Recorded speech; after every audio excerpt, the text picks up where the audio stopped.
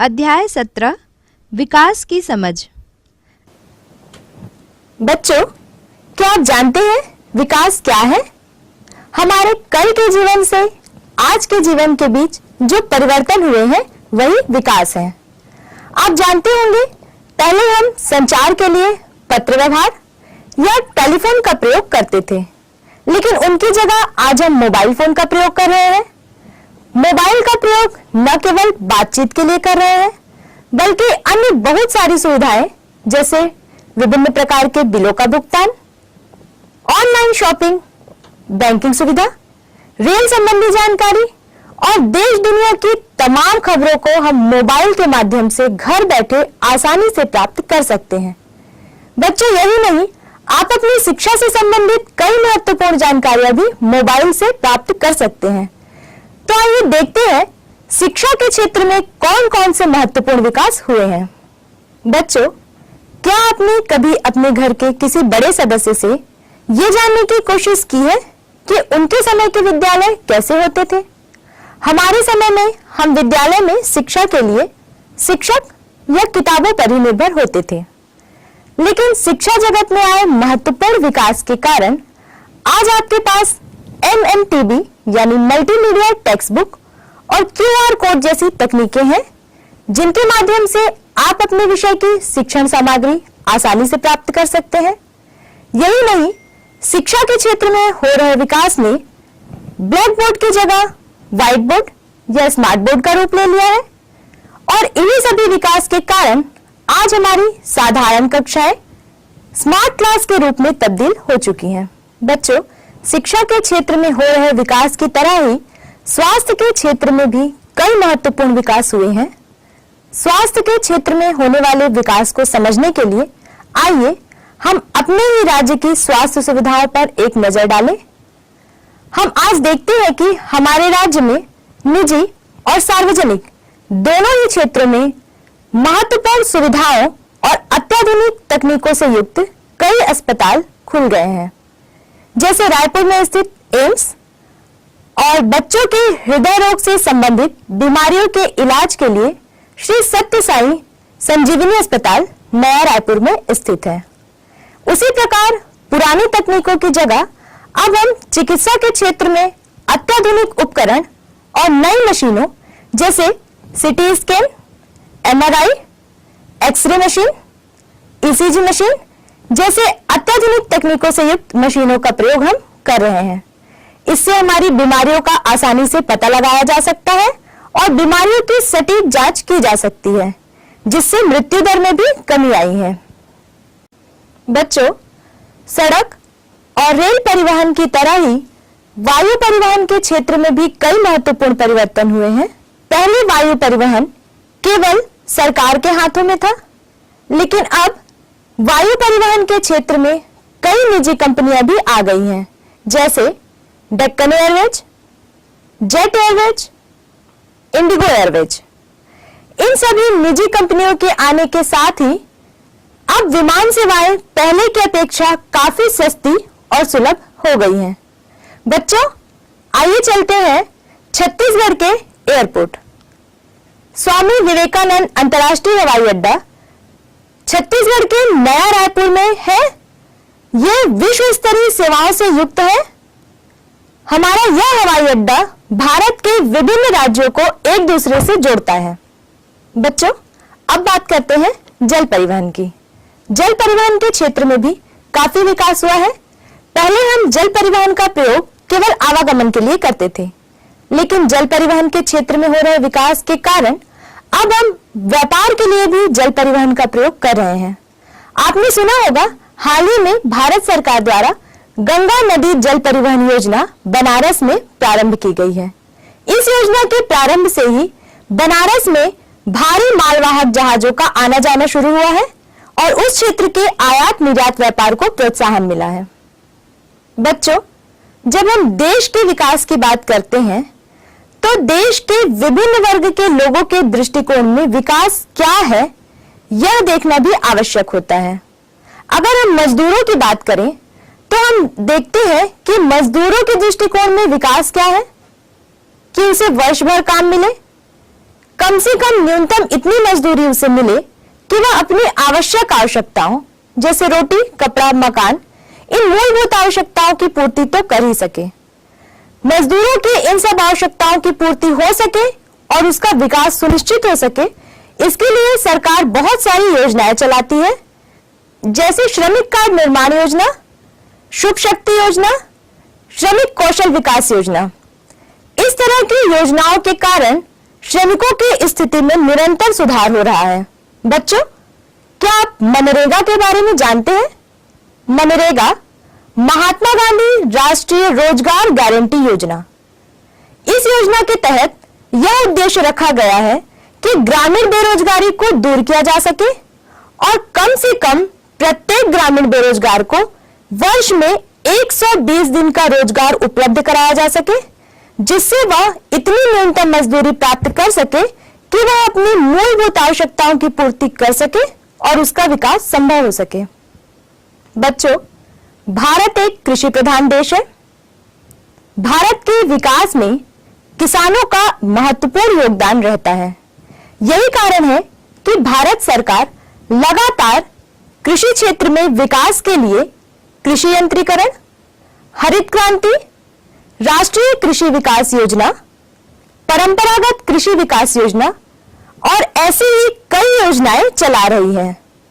इसके साथ ही मीडिया यानी कि टेलीविजन और रेडियो के द्वारा भी किसान विकास के लिए बहुत से कार्यक्रम चलाए जा रहे हैं, जिनके द्वारा कृषकों को उन्नत खाद, बीज, कृषि उपकरण आसानी से उपलब्ध हो पा रहे हैं और उनका विकास संभव हो पा रहा है। बच्चों, आप छात्र हैं, आपको क्या लगता है एक छात्र के दृष्टिकोण से विकास क्या है? छात्रों को एक अच्छा विद्यालय उपलब्ध हो, शिक्षा के पर्याप्त साधन उपलब्ध हो, अच्छा शिक्षक, अच्छी विषय वस्तु उपलब्ध हो। शिक्षा के क्षेत्र में विकास के लिए सरकार बहुत सारी योजनाएं चला रही है, जैसे टीम्स ऐप। इस ऐप के माध्यम से बच्चों और शिक्षकों से संबंधित बहुत सारी जानकारियां एकत्र की जाती है और इसी के आधार पर बच्चों के विकास से संबंधित योजनाएं बनाई जाती हैं। इसी प्रकार छत्तीसगढ़ एडुसेट नेटवर्क के माध्यम से कक्षाएं चलाई जाती हैं, कैरियर गाइडेंस की सुविधा प्रदान की जाती है, साथ ही मेडिकल और इंजीनियरिंग प्रवेश परीक्षाओं से संबंधित जानकारी भी दी जाती है। यही नहीं, CGMMTB ऐप एक मोबाइल ऐप है। इस ऐप के माध्यम से कक्षा 9वीं और 10वीं के विद्यार्थी अपनी पाठ्य वस्तु से संबंधित विषय सामग्री मोबाइल के माध्यम से जान सकते हैं। आज हम जो विकास की बहुत सारी योजनाओं के बारे में, विकास के बहुत सारे क्षेत्र के बारे में यहाँ बात कर रहे हैं, यह CGMMTB के माध्यम से ही संभव हो पाया है। इसी तरह QR कोड, आपकी पुस्तक में दिए गए QR कोड के माध्यम से आप अपनी विषय वस्तु से संबंधित जानकारी आसानी से प्राप्त कर सकते हैं। बच्चों, विकास के कई विरोधाभास भी हैं, जिन पर अक्सर हमारा ध्यान नहीं जाता है।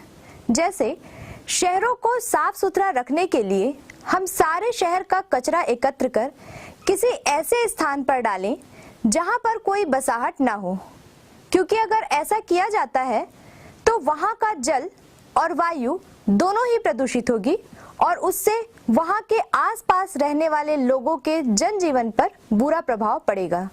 बिल्कुल उसी तरह सड़कों के निर्माण के लिए या सड़कों को चौड़ा करने के लिए उसके आसपास लगे वृक्षों को काटना जरूरी हो जाता है, लेकिन साथ ही साथ हमें वृक्ष लगाने भी चाहिए।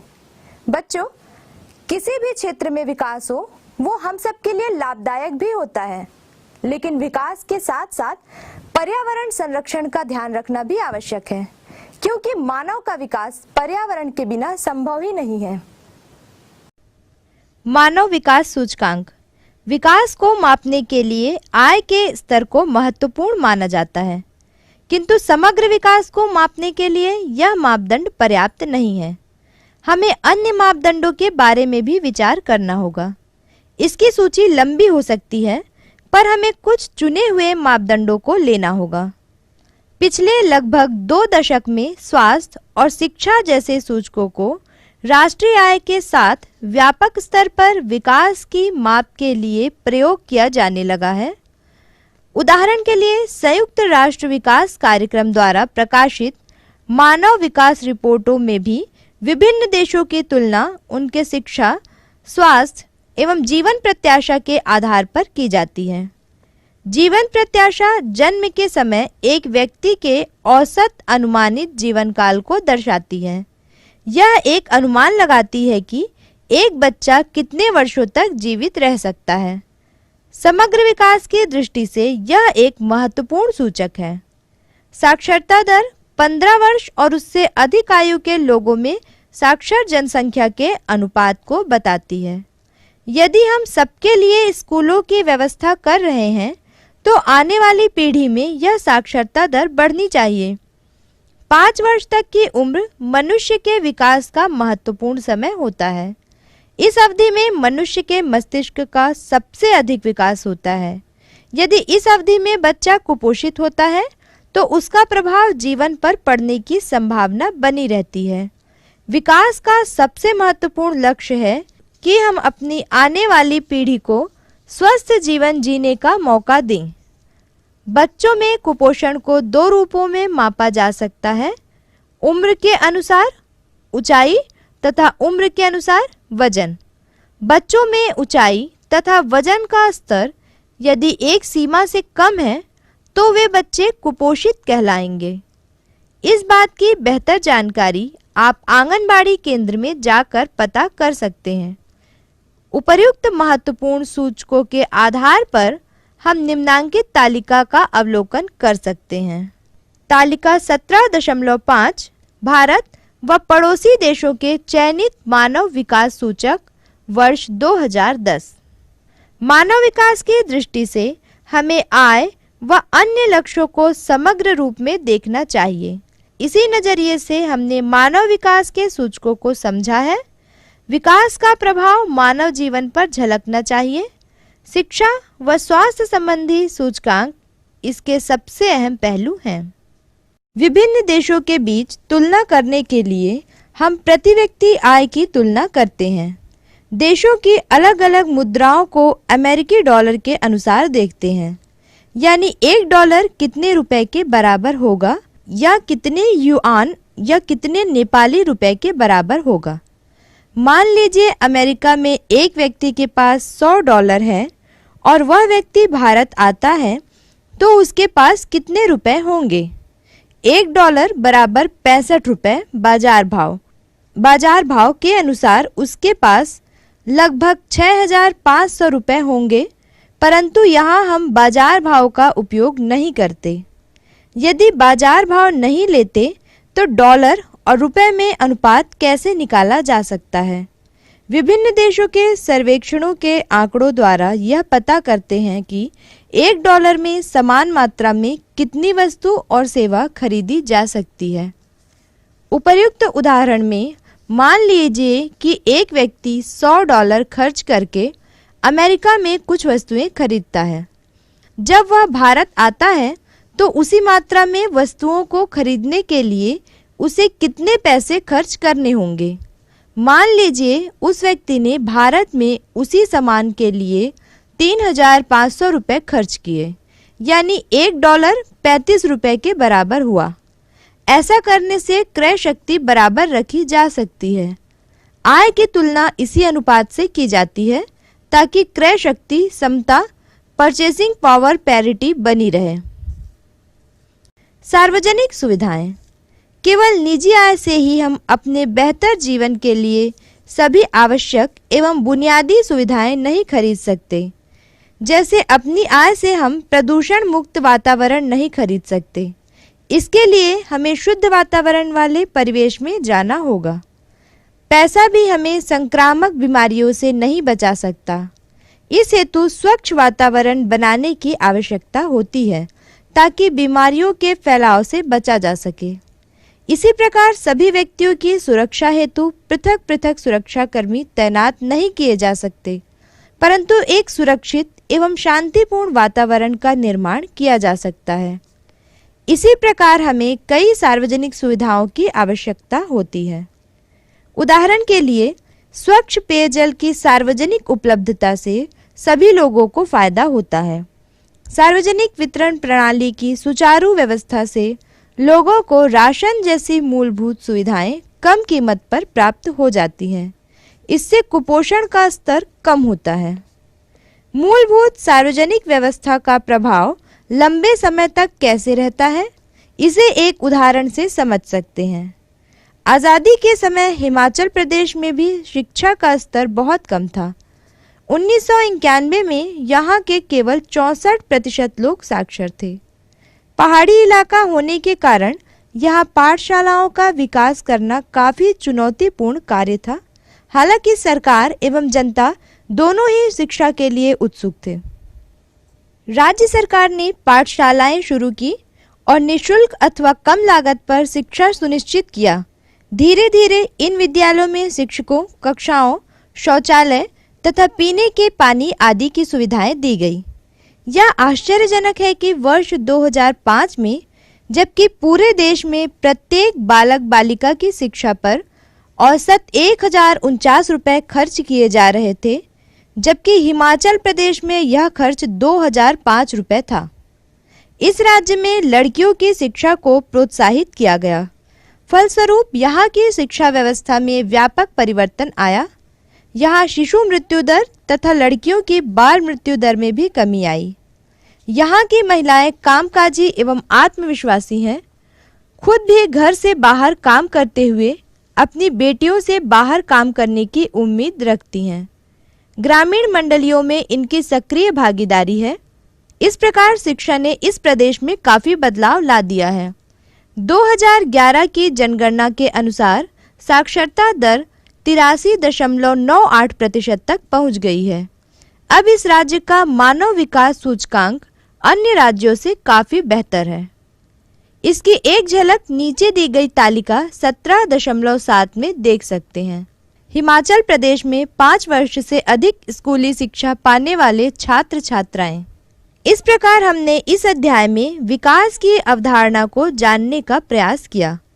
विकास के मापन हेतु हमारे पास कई मापदंड मौजूद हैं। इन मापदंडों के आधार पर मानव विकास संकेतकों में हुई प्रगति का जब हम अनुमान लगाते हैं, तब विकास का वास्तविक अर्थ समझ में आता है। आय, साक्षरता दर, जीवन प्रत्याशा तथा समाज में पोषण का स्तर जैसे मानकों की कसौटी पर खरा उतरने वाला विकसित